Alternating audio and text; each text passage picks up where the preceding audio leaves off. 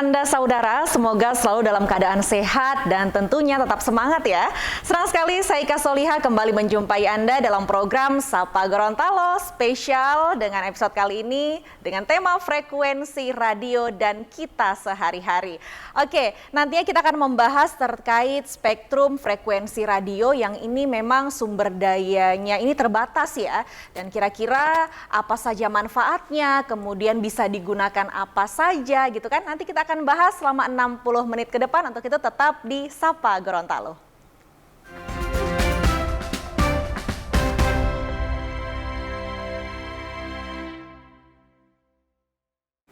Saudara, tentunya saat ini saya tidak sendirian, saya sudah ditemani dengan 4 narasumber yang luar biasa dan ini gagah-gagah sekali kelihatannya, walaupun mungkin sempat ngantuk karena habis nonton Piala Dunia ya Pak ya?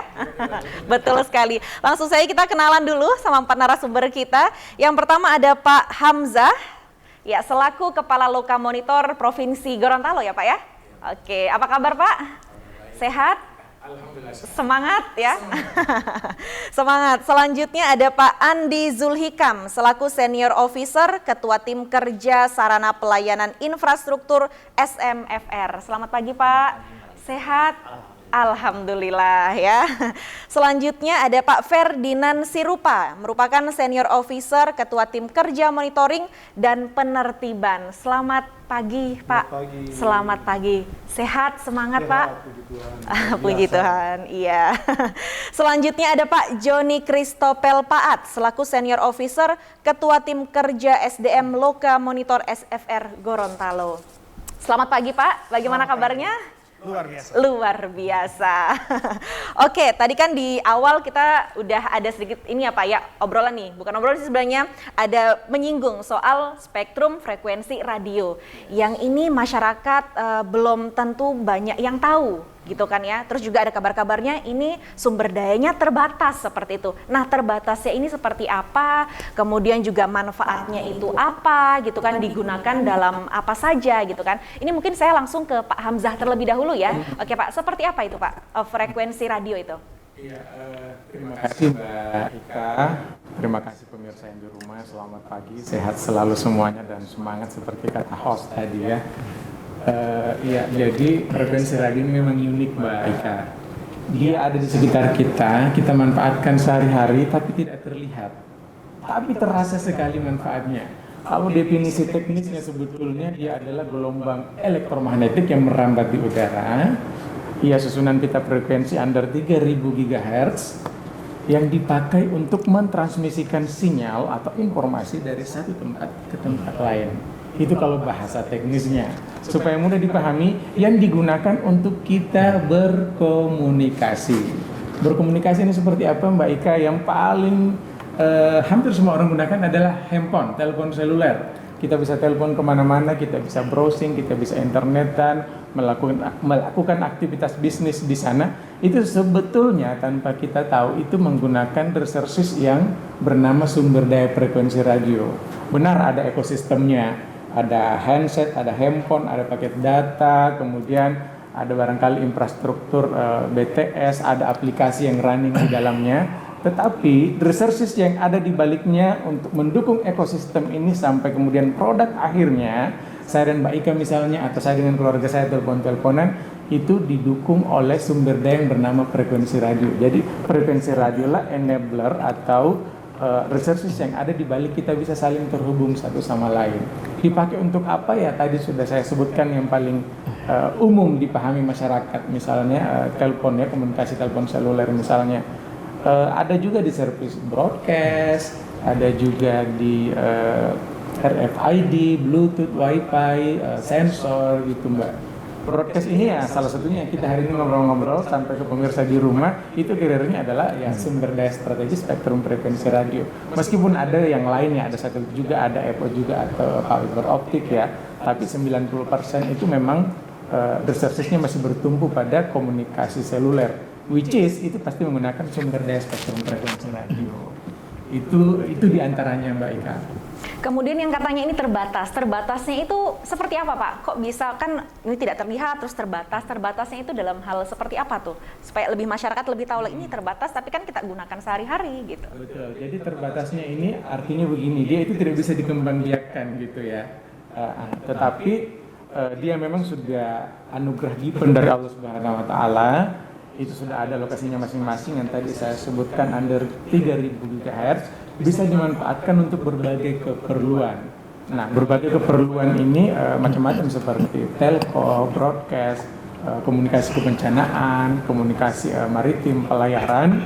Tetapi kemudian misalnya ini juga tidak habis sih Mbak, tidak habis digunakan, tetapi harus ada alokasinya masing-masing. Ada alokasinya masing-masing, inilah yang membuat dia jadi terbatas. Karena misalnya kalau di kota-kota besar seperti Surabaya misalnya, Jakarta, Medan, Bandung, untuk frekuensi radio siaran FM itu alokasi untuk frekuensinya udah habis untuk di kota-kota besar. Kalau di Gorontalo sih alhamdulillah masih available gitu. Jadi terbatasnya itu seperti itu. Memang ada coupling-couplingannya, dan ketika slotnya sudah selesai atau habis dibagi berarti ya tidak ada lagi yang bisa ada di sana gitu. Improve terus sih teknologinya, tapi basically dia memang terbatas. Dengan teknologi improve maka berarti ada ruang-ruang untuk meskipun terbatas bisa diversifikasi layanan. Misalnya sekarang kalau TV digital Mbak, dulu itu kan satu TV harus satu frekuensi, sekarang kan sudah enggak. Dengan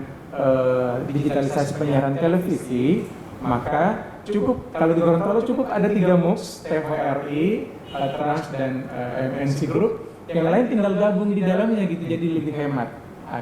Kayak gitu konsep terbatasnya. Berarti nanti semakin teknologi ini semakin berkembang pun juga ruang ini semakin dipersempit, atau memang sengaja dipersempit atau seperti apa itu Pak? Bukan dipersempit juga, jadi kan karena dia memang sumber daya yang tidak bisa ditambah atau dikembangbiakkan, maka ketika alokasi sudah penuh harus dicari alternatif teknologi, inovasi teknologi yang memungkinkan yang terbatas ini bisa merangkum banyak gitu Mbak. Nah, seperti konsep di TV digital. Dulu kalau ada 10 stasiun TV maka harus ada 10 frekuensi, harus ada 10 kanal untuk teman-teman kan, untuk teman-teman penyelenggara penyiaran. Nah, sekarang dengan penyelenggara MUX cukup 3, teman-teman tinggal gabung ke sana. Dan dari sana kan ada penghematan di istilah TV digital itu namanya digital dividend sebesar 112 MHz. Nah, itu bisa dipakai untuk kepentingan lain, industri broadband misalnya. Seperti itu Mbak Ika. Berarti ini dikelompokkan supaya nanti yang lainnya bisa digunakan juga untuk teknologi yang baru seperti itu Pak ya. Oke. Ini kita bisa menggunakan karena kan masyarakat banyak yang kurang mengetahui apalagi soal bahasa-bahasa engineer, bahasa-bahasa yang technical gitu kan ya. Oke, sekarang saya mau beralih ke Pak Andi Zulhikam ini Pak ya. Kira-kira sumber dayanya ini seperti apa kita bisa gunakan dalam kehidupan kita sehari-hari ini Pak? Baik Mbak Ika, tadi mungkin sudah sempat disebutkan dari Pak Hamzah, kenapa frekuensi itu dikatakan sumber daya strategis, karena dia pemanfaatannya itu digunakan untuk kepentingan negara. Jadi kan digunakan untuk kepentingan masyarakat banyak, maka dia butuh manajemen untuk pengelolaannya. Dan strategis di sini juga karena dia punya bagi negara dia punya manfaat yang sangat besar. Jadi dalam pemanfaatannya itu butuh manajemen, di mana manajemen itu proses mengatur dan mengelola penggunaan spektrum frekuensi radio yang ada di Indonesia. Jadi dalam prosesnya itu tujuannya adalah yaitu untuk memaksimalkan efisiensi penggunaan frekuensi, meminimalkan gangguan serta menjamin bahwa yang menggunakan frekuensi itu betul-betul yang mempunyai izin atau yang dialokasikan di situ. Jadi dalam penggunaannya memang harus diatur sedemikian rupa. Oke, tadi ada Pak Andi sempat menyebutkan soal perizinan gitu kan ya. Berarti kalau namanya perizinan ada regulasi di dalamnya. Ya, nanti kita akan bahas soal regulasi dari spektrum frekuensi radio. Untuk itu tetap bersama kami di Sapa Gorontalo.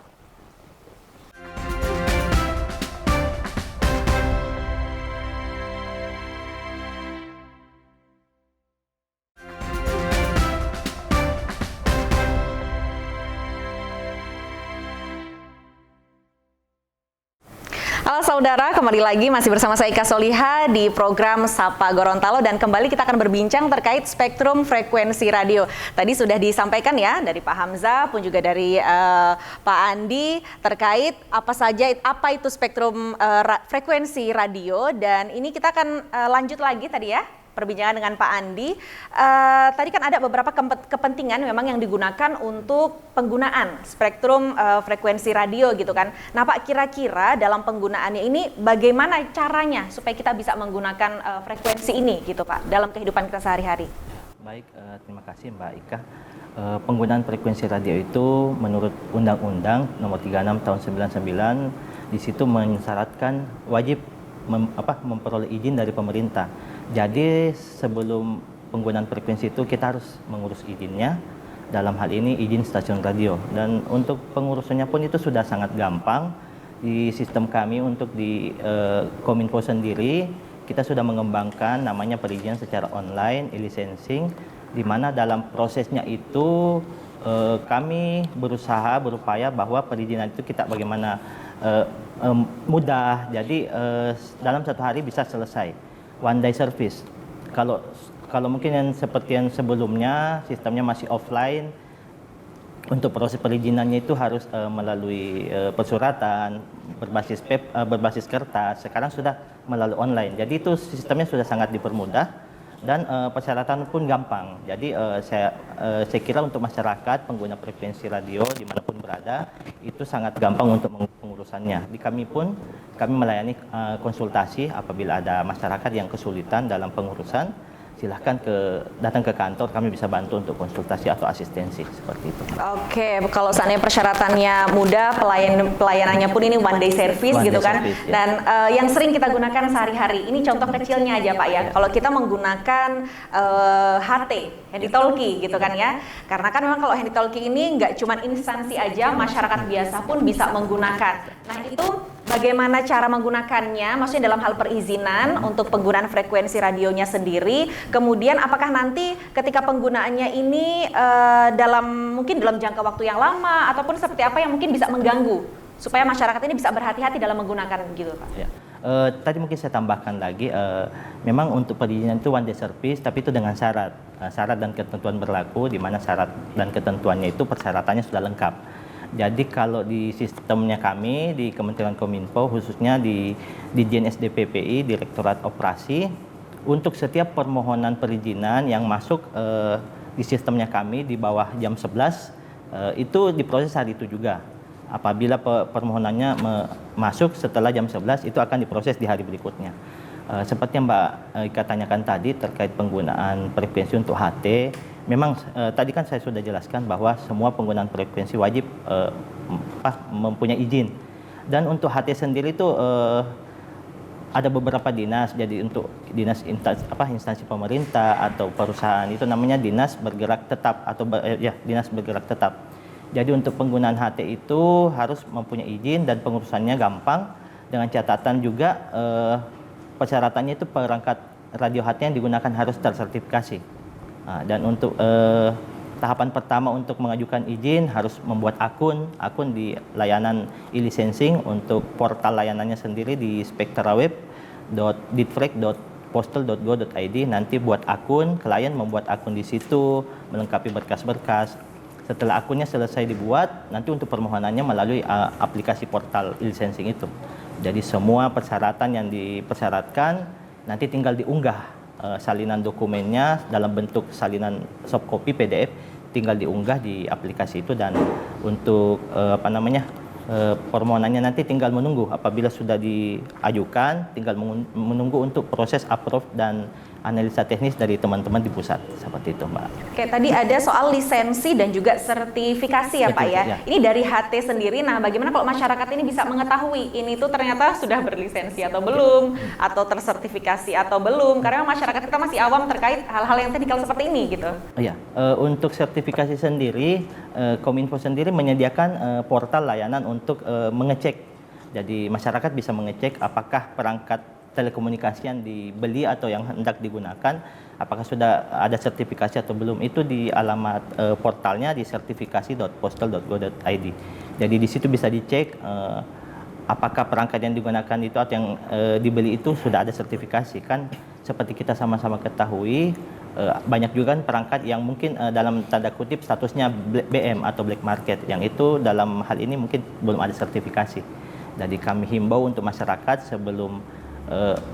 sebelum menggunakan atau membeli perangkat telekomunikasi, silahkan dicek dulu untuk sertifikasinya. Begitu Mbak Ika. Oke, berarti ini sekali lagi masyarakat nanti bisa langsung dicek ya setelah membeli alat telekomunikasi. Ini nggak cuma HP. Kalau bisa sebelum membeli dicek dulu, jangan membeli baru dicek. Ya dicek dulu apakah ada sertifikasi. Kalau memang ada, ya silahkan misalkan kalau mau beli silahkan untuk digunakan. Oke, berarti sebelum membeli cek terlebih dahulu, jangan sampai membayar terlebih dahulu. Karena kan biasanya teriming-iming dengan harga murah, ya. tapi belum tentu nih lisensinya seperti apa, sertifikasinya itu seperti apa, gitu kan. Oke, saya lanjut lagi nih ke Pak Ferdinand ya, soal regulasi dan juga pengawasan ini seperti apa Pak? Untuk pengendaliannya nanti ketika ada hal-hal yang ilegal ya kita menyebutnya, kalau seandainya tidak terlisensi ataupun tersertifikasi gitu Pak. Terima kasih Mbak Ika dan Pemirsa Kompas. Tadi telah dipaparkan secara panjang lebar oleh Pak Ika. Saya tinggal menambahkan ada 4 pilar utama dalam penggunaan spektrum frekuensi radio. Yang pertama itu frekuensi itu harus berizin. Kemudian kedua, dia harus sesuai dengan parameter teknis. Dan ketiga, harus sesuai dengan peruntukan. Dan keempat tadi, perangkat tersebut harus sudah tersertifikasi. Jadi tadi telah dijelaskan oleh Pak Dirkan, ada 4 tadi itu. Kemudian regulasi utama yang kami gunakan dalam fungsi pengawasan itu ada di Undang-Undang 36 tahun 99 tentang telekomunikasi, kemudian ada Undang-Undang Cipta Kerja Undang 11 tahun 2020, dan juga ada undang-undang turunannya, ada PP 53, ada PP 52, dan juga ada PP 46, PP 5 tahun 2020. Dan juga ada undang-undang peraturan turunannya, yaitu di Peraturan Menteri Kominfo nomor 7 tahun 2021, ada Perdirjen SDPPI nomor 7 tahun 2021. Nah, itu semua telah dijelaskan di situ mengenai aturan-aturan yang harus dipenuhi oleh pengguna tersebut. Dan dalam fungsi pengawasan dan pengendalian spektrum frekuensi radio ini, kami menggunakan peralatan perangkat spektrum frekuensi radio. Ada 2 jenis, yaitu dengan menggunakan perangkat yang station yang mobile bergerak, dan juga ada yang fixed station. Jadi yang bergerak itu kami gunakan secara rutin. Dalam setahun kami bisa melaksanakan monitoring, bisa dalam setahun bisa 2 kali dalam tiap kabupaten kota-kota. Sementara untuk yang station fix itu tetap ada di Kota Gorontalo dan juga ada di Kabupaten Marissa. Dan itu dilaksanakan dalam waktu 24 jam dan juga dalam 7 hari. Jadi selalu termonitor. Nah, kemudian penggunaan spektrum frekuensi radio tersebut kami monitor dengan tujuan untuk mengawasi terutama pengguna yang telah memiliki izin dan terdaftar dalam Sistem Informasi Manajemen Spektrum Frekuensi Radio, jadi SIMS. Jadi kami mengawasi pengguna yang telah memiliki izin agar jangan sampai terganggu. Mungkin seperti itu, Mbak.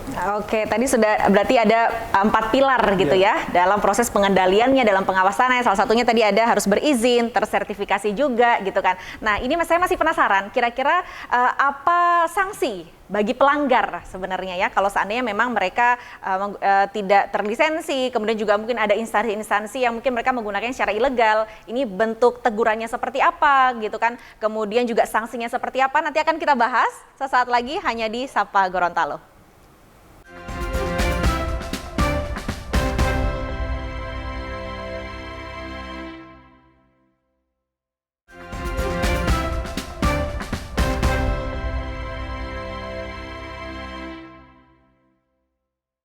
Kembali bersama di Sapa Gorontalo, dan tadi terakhir kita ngobrol nih Pak ya soal kira-kira sanksinya apa saja kalau seandainya ada yang melakukan hal-hal yang ilegal gitu ya, yang tidak berizin, tidak berlisensi atau tersertifikasi gitu kan ya. Mungkin kalau seandainya kata-katanya sanksi ini buat deg-degan gitu ya. Kita beralih dulu nih, kita ke yang lain dulu nih ya. Saya mau ke Pak Joni Paat dulu gitu kan. Ini kalau soal frekuensi radio berarti keseluruhannya yang mengisi ini adalah mereka-mereka engineer, orang-orang di teknikal gitu kan, secara ini teknikal gitu kan Pak ya. Nah kira-kira bagaimana tugas-tugas pengawasan dan juga pengendalian yang dilakukan yang ini khususnya yang ada di Provinsi Gorontalo gitu Pak untuk Loka Monitor sendiri, bagaimana bentuk pengawasannya, pengendaliannya gitu. Baik Mbak Ika, jadi untuk memastikan pengawasan dan pengendalian ini bisa berjalan dengan baik, tentu harus didukung dengan SDM yang mumpuni. Dan kami di tim LG, kami menyebutnya tim LG ya, ini bagian dari branding kami sebenarnya. Tim LG itu adalah Loka Gorontalo. Dan di tim LG sendiri kami mempunyai pegawai dari berbagai bidang keilmuan, ada yang dari hukum, ada yang dari teknik, ada yang dari manajemen, ada yang dari informatika, dan juga berbagai keilmuan lainnya yang relevan dengan tugas pokok dan fungsi kami.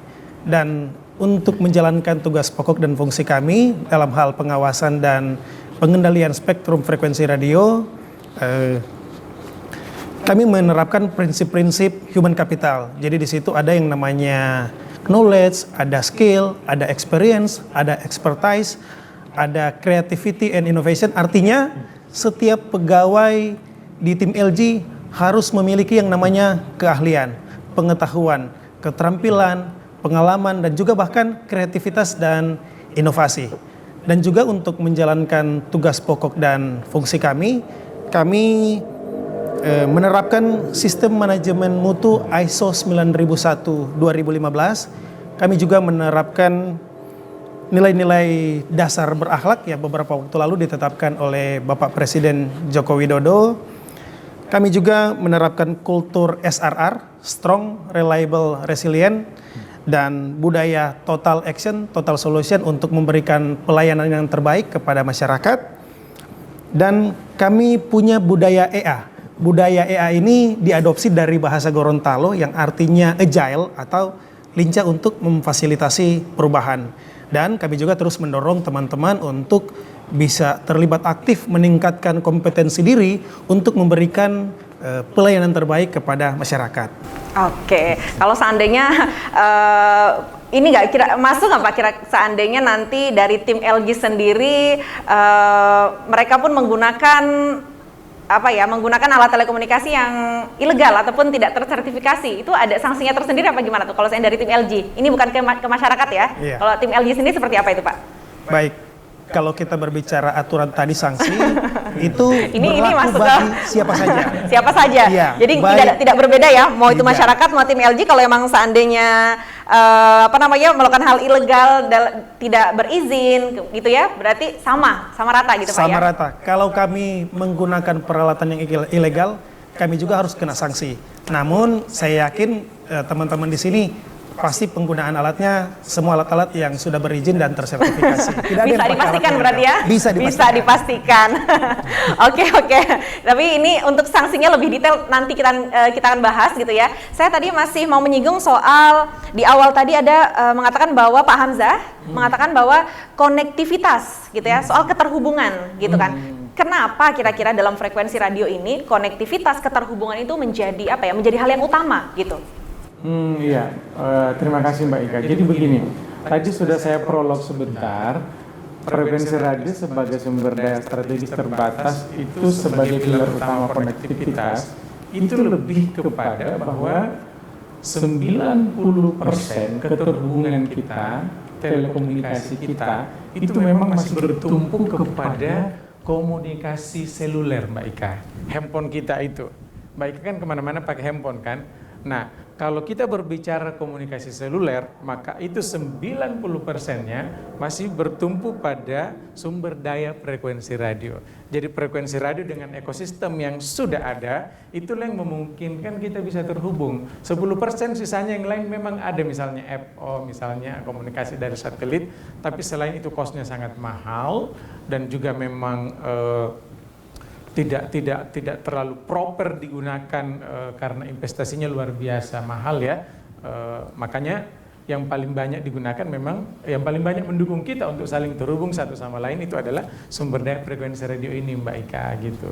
Jadi kenapa pilar utama? Karena memang itulah 90% yang mendukung kita bisa saling terhubung satu sama lain dengan ekosistem yang ada. Oke, baik. Saat ini nanti kita akan membahas lagi soal sanksi yang diberikan tadi. Saya masih penasaran, kira-kira sanksi apa gitu yang diberikan kepada masyarakat gitu kan ya, ataupun kepada tim LG mungkin kalau tadi sama rata gitu kan ya. Kira-kira seperti apa gitu sanksinya? Apakah ada sanksi pidananya atau hanya teguran saja seperti itu? Kalau seandainya hanya teguran, kemudian sudah beberapa kali, itu nanti tindak lanjutnya seperti apa? Karena kan biasanya bukan bebal juga sebenarnya. Bisa kalau seandainya baru 1 kali, 2 kali peringatan, 3 kali peringatan, cuman peringatan gitu aja, lanjut aja gitu kan. Yang dihindari itu adalah hal seperti itu, supaya tidak ada rasa pandang enteng terhadap peringatan dari tim LG sendiri kepada masyarakat, contohnya seperti itu. Nanti kita akan bahas, tetap di Sapa Gorontalo.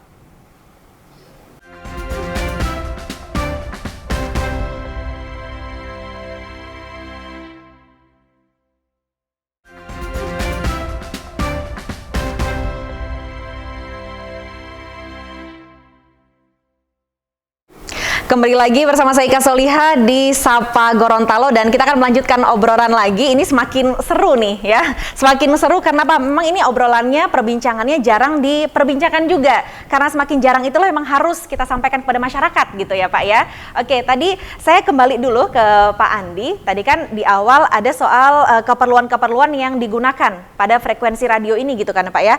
Nah, kira-kira alokasi masing-masing dalam penggunaannya itu seperti apa Pak? Baik, terima kasih Mbak Ika.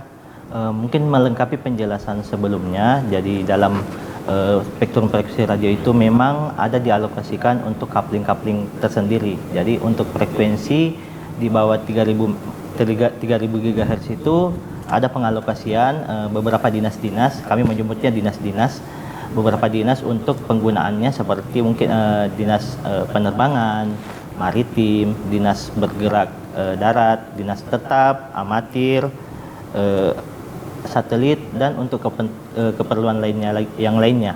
Jadi khusus untuk di Gorontalo, untuk dari semua dinas itu kami mengawasi 187 jumlah klien dengan 3.309 jumlah ISR, di mana untuk ISR sendiri yang paling besar di Gorontalo itu digunakan untuk fixed service atau dinas tetap. Hampir 67% itu digunakan untuk dinas tetap. Dalam hal ini digunakan oleh operator seluler untuk keperluan microwave link. Jadi dinas tetap ini mungkin Mbak Ika biasa lihat yang tower-tower seluler. Jadi hubungan antara tower seluler yang satu dengan yang lain itu terhubung menggunakan microwave link. Jadi itu yang paling besar, ada 67% pengguna microwave link yang ada di Gorontalo. Dari jumlahnya itu ada 2.211 ISR. Itu yang telah berizin juga Pak ya? Iya, itu sesuai dengan data kami. Data kami di Sistem Informasi Manajemen Spektrum jumlahnya sekian, 2.211 ISR. Mungkin ada yang belum berizin atau yang belum terdaftar seperti itu Pak? Iya, memang ada beberapa juga yang berdasarkan kegiatan kami inspeksi di lapangan, ada beberapa memang yang belum comply, dan itu kami terus usahakan untuk bisa comply dengan aturan, dengan cara kami terus inspeksi, kami validasi supaya data-data di lapangan, data-data frekuensi microwave link seluler mungkin yang sebelumnya belum ada izin atau izinnya tidak sesuai, kami terus inspeksi supaya bisa diajukan untuk perizinannya seperti itu. Oke, selanjutnya saya ke Pak Ferdinand Sirupa terlebih dahulu ya. Ini kira-kira Pak bisa dijelaskan atau enggak bisa diberitahukan kepada kita gitu ya soal profiling kepatuhan, itu seperti apa itu Pak? Baik, terima kasih. Tingkat kepatuhan di pengguna spektrum frekuensi radio di Gorontalo cukup baik. Sepanjang tahun 2022 berdasarkan data yang kami miliki dari hasil Tipnas Penertiban Nasional yang kami laksanakan untuk tahun 2022 ini ada 4 kali, itu totalnya sekitar 265 pelanggaran dari semua servis ya, dari semua servis. Nah, itu yang terbanyak itu pada servis fixed service dinas tetap yang tadi telah dijelaskan oleh Pak Julikam, karena memang penggunaannya lebih banyak, paling banyak. Dan oleh karena itu kami harapkan di kemudian hari, di kemudiannya akan semakin menurun. Jadi demikian kira-kira Mbak. Jadi kepatuhan di Gorontalo semakin meningkat dan kami harapkan pelanggaran itu semakin menurun. Demikian. Ada gitu Pak yang sudah berkali-kali diberikan peringatan tapi belum patuh juga gitu Kak? Selama ini belum sih. Selama ini belum ada. Oke. Sanksinya lebih berat. Sanksinya lebih berat. Ini bisa nggak kita langsung bicarakan aja soal sanksinya gitu ya? Sanksinya itu kalau beratnya itu seperti apa gitu Pak? Ya tadi kalau berdasarkan Undang-Undang 36 tahun 99 itu sanksinya bisa langsung dikenain sanksi pidana. Tapi semenjak adanya Undang-Undang Cipta Kerja yang lebih mengutamakan sanksi administratif, makanya pemerintah mengutamakan sanksi administratif agar diutamakan sehingga tidak perlu dikenakan sanksi pidana. Tapi dalam hal tadi telah diperingati dan telah melakukan pelanggaran berulang akan bisa memperoleh sanksi pidana. Dan juga kedua bisa dikenakan sanksi pidana apabila mengancam keselamatan jiwa manusia. Itu ada di Perdirjen nomor 7 tahun 2021. Mungkin seperti itu Mbak. Oke, tadi juga saya ini ya sempat mendengar juga dari Pak Andi, kita kembali dulu sama Pak Andi gitu kan. Tadi ada beberapa alokasi masing-masingnya ya, ada yang di maritim, kemudian juga ada di penerbangan seperti itu kan. Nah, bagaimana jika ada masyarakat yang bukan bagaimana, kira-kira masyarakat ini apa yang paling besar dilakukan masyarakat yang mungkin bisa mengganggu sistem penerbangan gitu? Karena ini kan biasanya kalau sistem penerbangan selain yang kita tahu itu kan hacking apa segala macam gitu kan ya. Nah, kira-kira yang sering masyarakat lakukan gitu, yang biasa mengganggu sistem penerbangan itu penerbangan, maritim gitu Pak. Terima kasih Mbak Ika. Mungkin saya jelaskan dulu sedikit terkait frekuensi yang digunakan untuk keperluan penerbangan. Jadi untuk penerbangan itu di frekuensi VHF menggunakan frekuensi dari 108 MHz sampai 137 MHz. Seperti sama-sama kita ketahui, frekuensi yang digunakan penerbangan itu berdampingan dengan frekuensi yang digunakan untuk keperluan penyiaran, dalam hal ini FM. FM itu di 87.5 MHz sampai dengan 108. Berdasarkan pengalaman kami di lapangan, yang sering mengganggu itu biasanya dari dinas penyiaran, dalam hal ini FM, serta dari komunikasi konvensional lainnya. Contohnya mungkin seperti nelayan yang digunakan untuk di kapal yang perangkatnya tidak tersertifikasi atau tidak sesuai peruntukan. Karena banyak kami kenali di lapangan, nelayan-nelayan itu menggunakan perangkat radio komunikasi yang tidak sesuai untuk peruntukannya, yang khusus untuk maritim. Mereka menggunakan alat radio komunikasi yang dalam hal ini peruntukannya biasanya untuk amatir atau untuk rapi. Jadi itu yang biasa mengganggu penerbangan, Mbak. Jadi biasanya nelayan apabila di laut, kan kalau misalkan dia menggunakan maritim itu ada alokasi sendiri dan itu tidak bisa dengan serta-merta frekuensinya gampang diganti-ganti. Tapi apabila mereka menggunakan radio komunikasi misalkan yang amatir atau rapi, yang all band, itu frekuensinya gampang diutak-atik diganti. Dan itu kadang mereka masuk di alokasi untuk penerbangan. Itu yang paling sering kami temukan di lapangan, yang sering mengganggu komunikasi antara pilot dengan ATC. Oke, ini semoga saja disaksikan oleh masyarakat nelayan gitu ya. Nah, kira-kira kalau untuk masyarakat nelayan sendiri yang efisiensinya menggunakan yang apa gitu Pak? Frekuensi yang seperti apa gitu? Oh ya.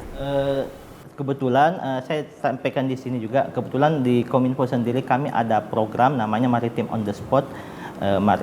Maritim on the Spot ini itu kayak pelayanan perusinan radio khusus untuk nelayan. Jadi kami membantu nelayan untuk proses perizinan radio maritim. Jadi untuk keperluan maritim itu memang ada radionya tersendiri Mbak. Dia harus yang kategori maritim. Jadi untuk keperluan di laut itu radio komunikasinya harus yang maritim itu, tidak boleh menggunakan perangkat radio yang di luar dari maritim. Seperti itu Mbak. Biasanya para nelayan itu mereka tidak menggunakan radio yang memang untuk maritim itu, kenapa itu sebenarnya Pak? Mungkin karena yang kami temukan di lapangan mungkin yang masih banyak yang belum paham, dan kadang-kadang banyak juga nelayan yang karena maritim ini kan mungkin belum terlalu banyak yang digunakan di luaran. Yang paling banyak itu biasanya yang amatir atau all band. Jadi biasa masyarakat nelayan paling lebih gampangnya menggunakan yang sudah banyak beredar di masyarakat seperti itu.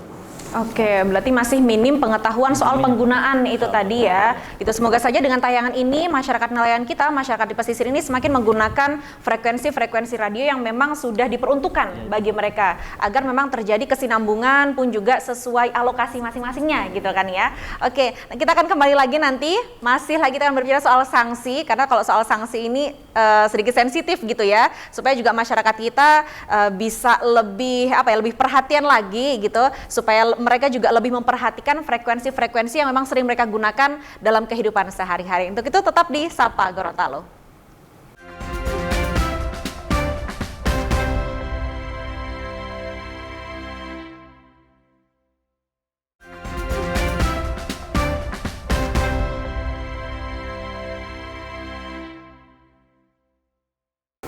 Ya saudara, kembali kita akan membahas terkait spektrum frekuensi radio ya. Kalau tadi ada beberapa yang dilakukan oleh masyarakat pesisir pantai kita yang mungkin itu bisa mengganggu sistem-sistem frekuensi untuk penerbangan contohnya, kemudian juga untuk maritim seperti itu ya. Dan sekarang kita mau menanyakan lagi, menggali lebih dalam lagi, kira-kira kalau seandainya ini nggak ngomongin masyarakat yang ada di pesisir pantai gitu Pak ya, masyarakat kita yang ada ini sekeliling kita, kira-kira yang sering mereka gunakan, temuan Bapak mungkin di lapangan ya, apa yang sering mereka lakukan ini yang bisa mengganggu gitu, mengganggu instansi, frekuensi dari yang digunakan oleh instansi-instansi gitu Pak. Silakan Pak Ferdinand. Ya, baik Mbak Ika. Kalau menurut pengalaman kami sepanjang tahun 2022 ini ya, kami selain tadi gangguan terhadap penerbangan, ada juga secara tidak langsung juga mengganggu frekuensi penerbangan, yaitu mengganggu frekuensi BMKG yang merupakan instansi pemerintah yang mengawasi cuaca yang sangat diperlukan oleh dinas penerbangan. Itu banyak dilakukan oleh pengguna-pengguna akses point, pengguna-pengguna waveLAN yang menggunakan perangkat akses point yang menggunakan frekuensi sekitar 5 giga ke atas, 5 sampai 6 giga, di mana frekuensi BMKG itu bekerja pada frekuensi tersebut. Makanya banyak pengguna-pengguna akses point tersebut yang menggunakan frekuensi yang tidak sesuai dengan peruntukan masuk ke frekuensi BMKG. Makanya dengan mereka menggunakan frekuensi BMKG tersebut, sehingga radar cuaca, citra cuaca yang ada di BMKG itu tidak akurat. Bagaimana kalau dibayangkan kalau umpamanya pilot yang dari Makassar yang ingin terbang ke Gorontalo meminta informasi radar cuaca, sementara informasi yang mereka terima itu tidak akurat, maka sangat membahayakan jiwa keselamatan penerbangan itu sendiri. Makanya kami konsen juga ke situ. Untuk tahun 2022 ini kami sudah melakukan penanganan gangguan sebanyak 3 kali khusus untuk BMKG, dan itu telah kami selesaikan, kami tangani dalam waktu cepat dengan peralatan yang kami gunakan. Seperti itu, Mbak. Contohnya seperti apa itu Pak? Kalau seandainya tadi kan nelayan itu menggunakan frekuensi yang tidak diperuntukkan gitu. Nah kalau untuk masyarakat sekitar kita biasa apa yang dilakukan yang bisa mengganggu gitu Pak? Contoh tadi mengganggu BMKG dan lain sebagainya. Itu tadi penggunaan, mungkin mereka ingin menggunakan untuk jaringan internet ya, internet wireless access. Jadi dengan menggunakan perangkat tersebut mereka menggunakan frekuensi 5 giga. Nah tadi telah saya terangkan bahwa frekuensi 5 giga itu ada frekuensi BMKG di situ. Makanya frekuensi BMKG tersebut menggunakan frekuensi 5 giga, sementara akses point itu tadi juga menggunakan frekuensi 5 giga. Cuman ada alokasi khusus yang sebenarnya harus diikuti oleh pengguna-pengguna akses point itu, yang tidak boleh mereka gunakan pada frekuensi yang memang diperuntukkan untuk BMKG. Mungkin seperti itu, Mbak. Oke, kemudian gini, saya penasaran soal kalau seandainya ini nih mahasiswa ya, semoga nanti dilihat oleh mahasiswa, ketika mahasiswa kita ini mereka ada suatu kegiatan contohnya ya, kegiatannya mungkin berada di ketinggian, contohnya naik gunung gitu ya, aktivitas naik gunung kan otomatis mereka membutuhkan alat telekomunikasi, nah itu kira-kira mengganggu atau tidak Pak soal frekuensinya itu? Kalau masalah mengganggu atau tidak tergantung frekuensi yang mereka gunakan. Tadi telah dijelaskan panjang lebar oleh Pak Julikam bahwa masing-masing servis itu tadi ada alokasi masing-masing. Jadi selama penggunaan dalam hal ini mungkin mahasiswa menggunakan frekuensi yang memang alokasinya khusus untuk konsesi umpamanya tadi konvensional, itu sebenarnya tidak masalah selama mereka menggunakan frekuensi yang sesuai dengan peruntukan dan juga memiliki izin. Kenapa harus memiliki izin? Salah satu gunanya kami memilikinya agar frekuensi itu terdata dan teratur. Jadi gunanya kami di sini sebagai operator spektrum frekuensi radio, kami mengatur penggunaan spektrum frekuensi tersebut. Jangan sampai saling mengganggu. Mungkin seperti itu, Mbak. Mungkin ada tambahan dari Pak Andi soal apa tadi? Frekuensi sementara berarti Pak ya istilahnya ya? Mungkin saya tambahkan dari penjelasannya Pak Ferdinand tadi. Misalkan jadi kalau mau digunakan untuk keperluan sementara, misalkan dari Mapala, mungkin dari sisi kami arahkan untuk menggunakan frekuensi RAPI, komunikasi radio antar penduduk. Jadi mungkin bisa silahkan koordinasi dengan RAPI setempat dalam hal penggunaan frekuensinya. Jadi itu bisa digunakan untuk keperluan Mapala atau keperluan keperluan sendiri seperti itu, Mbak. Frekuensi RAPI. Nah, masyarakat ini mahasiswa ini bisa mendapatkannya di mana itu, Pak? Iya, tadi seperti saya jelaskan bisa koordinasi ke RAPI setempat. Untuk RAPI sendiri kan di tiap kabupaten ada, tiap kabupaten kota ada RAPI lokal.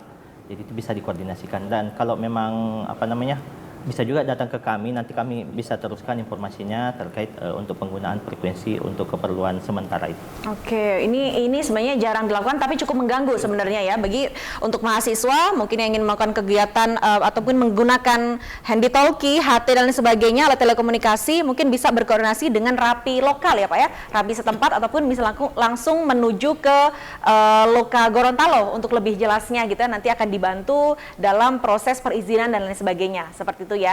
Nah oke, kita sekarang lanjut lagi nih, kita lanjut ke sanksi. Nah ini yang kita tunggu-tunggu sebenarnya, kira-kira sanksinya apa untuk masyarakat jika memang melakukan hal-hal yang di luar dari yang harus di luar dari yang memang sudah diatur oleh pemerintah gitu. Saya ke Pak Joni ya, berarti ya. Oke, silakan Pak Joni, bagaimana tuh untuk sanksinya? Baik Mbak Ika, jadi tadi sebenarnya sudah dijelaskan oleh rekan saya Pak Ferdinand, namun saya coba menambahkan. Sejak ditetapkannya Undang-Undang Cipta Kerja, sanksi ini memang lebih banyak sanksi administrasi. Sanksi administrasi ini bisa meliputi teguran tertulis, bisa denda, bisa penghentian operasional penggunaan spektrum frekuensi radio, dan bisa juga pengamanan alat atau perangkat telekomunikasi. Itu sanksi administrasi. Namun ada juga beberapa pelanggaran yang bisa dikenakan sanksi pidana. Pertama, sanksi administrasi yang berulang itu bisa dikenakan sanksi pidana. Yang kedua, penggunaan spektrum frekuensi radio yang mengancam keselamatan jiwa manusia itu juga bisa dikenakan sanksi pidana. Contohnya, jika kita menggunakan spektrum frekuensi radio dan itu mengganggu penerbangan. Mengganggu penerbangan ini kan sangat berbahaya. Artinya komunikasi antara pilot di pesawat dan petugas di air traffic control di bandara itu bisa terganggu. Mbak Ika bisa membayangkan jika Mbak Ika di pesawat sudah mau landing misalkan di Gorontalo, pilot berkomunikasi dengan ATC memastikan apakah landasannya sudah clear untuk landing, dan ternyata yang muncul ada lagu-lagu dangdut. Artinya pilot tidak bisa mendapatkan informasi yang clear dari petugas ATC bahwa ini sudah clear to land karena muncul lagu-lagu dangdut. Nah, itu bisa mengancam keselamatan jiwa manusia dan itu bisa masuk sanksi pidana. Sanksi pidananya ya Pak ya, itu ada denda sampai kurungan juga gitu Pak, atau seperti apa tuh? Kalau sanksi pidana bisa sampai dengan kurungan pidana, kurungan penjara. Oke, baik. Nah, kira-kira ada nggak yang memang dilakukan oleh Loka Gorontalo ya selain pidana gitu? Ini kan untuk kita menghindari pidana dulu deh gitu ya. Yang dilakukan oleh masyarakat gitu supaya mereka tetap patuh gitu. Jangan deh yang ngelakuin yang ilegal gitu. Saya ke Pak Hamzah deh. Kira-kira supaya masyarakatnya lebih patuh gitu untuk menggunakan SFR ini gitu. Lebih efisien, lebih stabil juga gitu kan. Iya, sebetulnya sudah banyak sekali yang kami lakukan Mbak Ika. Mbak Ika setiap hari rumahnya ke kantor lewat mana? Kalau di sini saya lewat Jalan Andalas ya, lewat jalan ya Liluwo. Ya, jadi kami secara rutin melakukan program diseminasi informasi untuk membangun tertib penggunaan sumber daya spektrum. Caranya dengan menyampaikan informasi supaya patuh ke masyarakat melalui berbagai platform media. Tadi saya tanya lewat mana, karena hampir di seluruh titik di Kota Gorontalo itu kami ada himbauannya, ada banner besarnya gitu, billboard ya Mbak ya. Kalau Mbak Ika di kantor ini aja tadi misalnya, coba kalau masuk di situ tuh ada tulisan sumber daya frekuensi jangan cuma pakai, urus juga izinnya. Itu salah satunya. Itu ada di hampir seluruh titik strategis di kota. Kemudian kalau misalnya mau ke Gorontalo Utara, itu di turunan apa namanya, Molingapato kalau saya nggak salah namanya, itu di sana juga ada. Di Bolemo juga ada, di sosial media kami juga ada. Kemudian secara rutin memang kami mengundang seluruh stakeholders Mbak Ika untuk bincang-bincang tentang ini. Seluruh stakeholders ini adalah orang-orang terkait yang potensial memang menggunakan sumber daya frekuensi.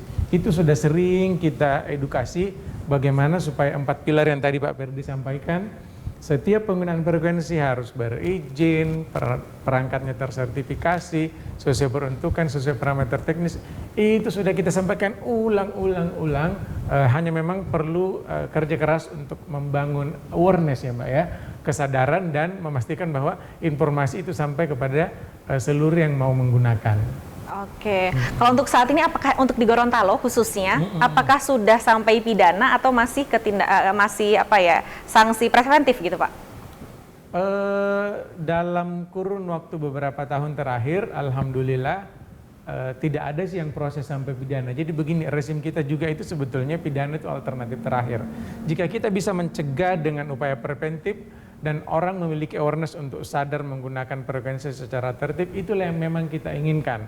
Tetapi jika sampai kemudian sudah berulang, barangkali bebal ya, sudah dikasih tahu tapi kok masih pakai gitu, itu mau nggak mau memang harus diproses lebih lanjut. Pernah ada satu case, sudah hampir kami naikkan pidana karena berulang, tapi kemudian setelah yang bersangkutan benar-benar melakukan proses penyesuaian dan menghentikan pancaran, kita akhirnya close. Tapi dia benar-benar juga sudah nggak menggunakan, dan ketika mau coba di tempat lain untuk keperluan yang sama, dia sudah melakukan penyesuaian atau sudah comply dengan regulasi gitu Mbak.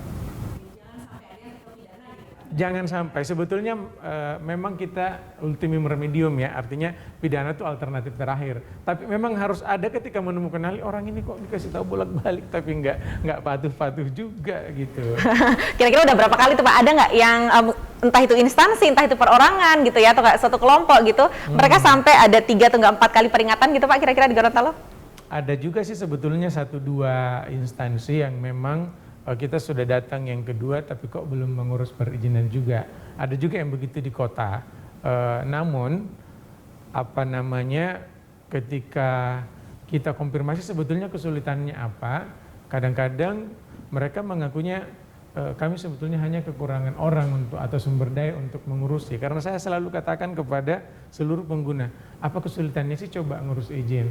Orang di kami itu layanannya mudah, free of charge, tanpa biaya. Apalagi kalau hanya HT itu BHP atau biaya yang harus dibayar itu benar-benar sangat murah gitu.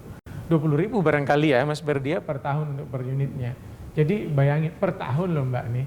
Nah, padahal itu mungkin angka yang tidak besar ya dibanding pulsa handphone yang barangkali pulsa data yang kita beli tiap bulan. Nah, itu tidak ada apa-apanya. Tapi memang ini memang kerja berkelanjutan ya yang memang harus selalu kita sampaikan ke masyarakat supaya yuk tertib menggunakan sumber daya ini gitu. Iya, tertib menggunakan sumber daya yang terbatas gitu ya. Jadi izinnya sebenarnya sudah gampang, tinggal langsung datang ke Loka Gorontalo gitu ya. Atau tadi kalau untuk mahasiswa ke rapi-rapi lokal supaya memang kita tertib dalam menggunakan frekuensi radio. Oke, kita akan kembali lagi, kita akan masih lanjut lagi perbincangan kita terkait spektrum frekuensi radio, tetap di Sapa Gorontalo.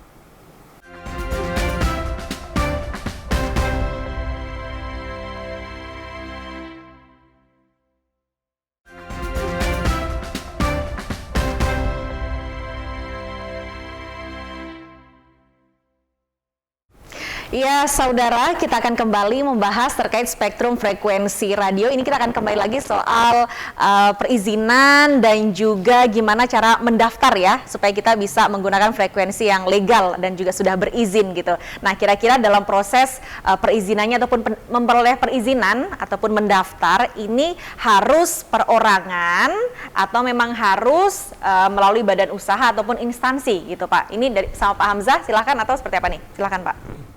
Iya, jadi pada dasarnya seluruh kita, masyarakat, boleh-boleh saja menggunakan sumber daya spektrum frekuensi radio ini.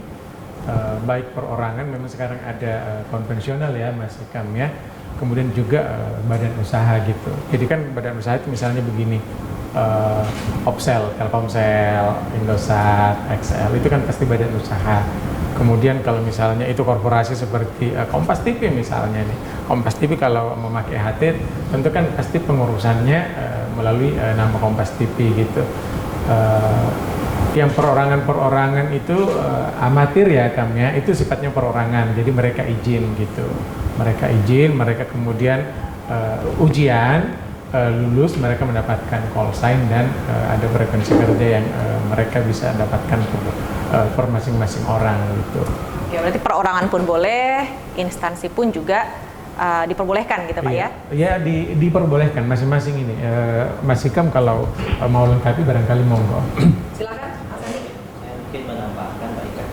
Jadi sebenarnya seperti sudah disampaikan Pak Hamzah, semua bisa menggunakan dengan catatan harus mempunyai izin dan sesuai dengan peruntukan. Misalkan dia mau menggunakan untuk keperluan usaha, otomatis dia harus menggunakan badan usaha. Misalkan untuk keperluan konvensional, dia harus menggunakan badan usaha berbadan hukum, contohnya PT, CV atau yayasan seperti itu. Kemudian apabila digunakan untuk keperluan pribadi, bisa menggunakan untuk olah diri, bisa bergabung dengan orari. Orari, di mana orari ini kan organisasi amatir radio. Dia wadah untuk melatih diri dalam hal elektronika. Sedangkan selain orari ada juga RAPI, radio komunikasi radio antar penduduk, bisa juga bergabung dengan RAPI. Orari dan RAPI itu semua harus ada izin. Yang membedakan kalau orari itu harus ada mengikuti ujian. Dalam hal ini namanya ujian negara amatir radio. Sedangkan kalau RAPI tidak perlu ujian, tapi itu tetap harus mengurus izinnya seperti itu. Harus mengurus izin perizinannya. Ya. Oke, saya beralih lagi ke ini soal frekuensi dan juga sekarang ini lagi marak soal TV digital ya Pak ya. Nah, kira-kira antara frekuensi dan juga TV digital ini hubungannya seperti apa ini Pak? Begini, jadi kan seperti tadi sudah saya sampaikan, alokasi atau dinas yang disebutkan oleh Pak Hikam itu kan ada klasifikasinya masing-masing kan Mbak. Untuk broadcast ada TV, ada radio, pakai frekuensi untuk mereka bersiaran, frekuensi kerjanya untuk dinas siaran. Nah, kalau misalnya kita ngobrol TV digital, sekarang kan dengan mekanisme yang sudah berubah, beda dengan dulu, tidak lagi setiap stasiun TV harus punya frekuensi sendiri-sendiri, kanal sendiri-sendiri, tapi cukup bergabung dengan MUX ya, maka kan berubah gitu. Nah, tadi kan saya juga sempat menjelaskan yang digital dividend ya, atau efisiensi spektrum gitu. Nah, jadi frekuensi TV digital tetap akan bekerja di frekuensi kerja TV digital. Nah, itu hubungannya ya dia akan memang bekerja atau running atau mancar di frekuensi gitu Mbak, di frekuensi yang memang sudah diperuntukkan untuk dinas broadcast. Tetapi sudah beda mekanismenya dengan dulu. Tidak lagi harus sendiri-sendiri, tapi sudah cukup bergabung dengan MUX. Misalnya mungkin kalau Kompas itu kan bergabung dengan TVRI barangkali ya kalau di sini, seperti itu. Oke, ini tadi perbincangan kita sudah hampir 60 menit ya, dan itu pun sudah banyak sekali kita bahas gitu. Tapi poin pentingnya adalah harus izin gitu ya dalam penggunaan frekuensi. Entah itu apalagi untuk masyarakat pesisir, masyarakat yang berada di masyarakat nelayan gitu kan, pun juga masyarakat-masyarakat yang berada di sekitar kita gitu. Jangan sembarangan menggunakan frekuensi radio yang tidak berizin. Pun juga dengan alat-alat telekomunikasi ini harus dicek betul betul, sudah tersertifikasi atau belum gitu ya, sudah legal atau belum, sudah ada lisensinya atau belum, pun juga nanti dengan untuk perizinannya ya dalam penggunaan frekuensi bisa langsung datang ke Lokamonitor ataupun bisa melalui online seperti itu ya. Yes. Karena pengurusnya memang sudah dipermudah untuk masyarakat. Terakhir sebelum kita closing, saya mau mendengar nih closing statement dari narasumber-narasumber luar biasa kita. Ini mungkin mulai dari Pak Ferdinand terlebih dahulu. Silahkan Pak, closing statement untuk perbincangan kita atau obrolan kita hari ini gitu. Silahkan Pak Ferdinand. Kalau saya menghimbau kepada masyarakat atau pengguna spektrum frekuensi radio agar menggunakan frekuensi secara tertib agar telekomunikasi bisa berjalan dengan lancar. Mungkin seperti itu. Oke, selanjutnya Pak Joni. Baik. Kami dari tim LG akan terus meningkatkan kompetensi diri kami dan kami juga berkomitmen untuk memberikan pelayanan terbaik kepada masyarakat.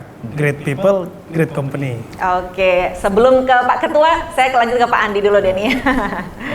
Proses perizinan izin stasiun radio sudah sangat mudah. Kami harapkan semua harus comply dengan regulasi yang ada. Jangan cuma pakai, urus juga izinnya. Jangan cuma pakai, urus juga. Oke, silakan Pak Hamza.